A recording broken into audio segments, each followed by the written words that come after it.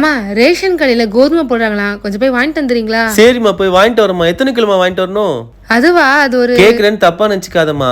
உங்க மாமியார் இருந்த வரைக்கும் கருப்பு உளுந்துல கஞ்சி செஞ்சு கொடுப்பா, களி செஞ்சு கொடுப்பா. அப்பெல்லாம் அது சாப்பிடும் போது உடம்பு வலுவா இருந்துச்சுமா. அப்பெல்லாம் ரேஷன் கடைக்கு போனேன்னா ஒரு கையிலேயே 10 கிலோ அரிசி கூட புஷ்ணு வருவோமா. இப்ப உடம்பு முடியலம்மா, யாரும் செஞ்சு கொடுக்கவும் ஆள் இல்லம்மா. சரி மாமா, இனிமேல் நான் உங்களுக்கு கருப்பு உளுந்துல விதவிதமா செஞ்சு தரேன். இப்ப ரேஷன் கடைக்கு மட்டும் போயிட்டு வந்துங்க, மதிய சாப்பாடுக்கு கருப்பு உளுந்துல துவையல் செஞ்சுக்கிறேன். கருப்பு உளுந்து துவையில நீ செய்வியாமா? சூப்பர்மா.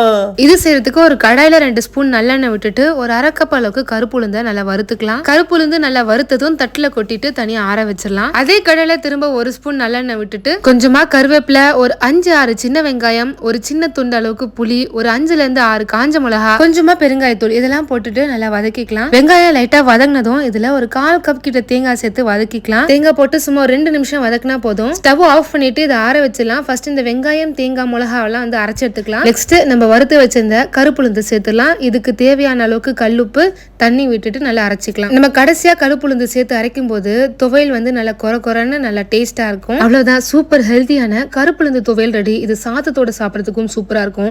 எல்லா டிஃபன் ரெசிபிஸ்க்குமே சூப்பரா இருக்கும். இந்த கருப்பு உளுந்து துவையல் மெயினா பெண்கள் இடுப்பு பலத்துக்கு ரொம்பவே நல்லது. ட்ரை பண்ணி பாருங்க. உங்களுக்கான விடுகதை, 5 வீட்டுக்கு ஒரே முற்றம், அது என்ன?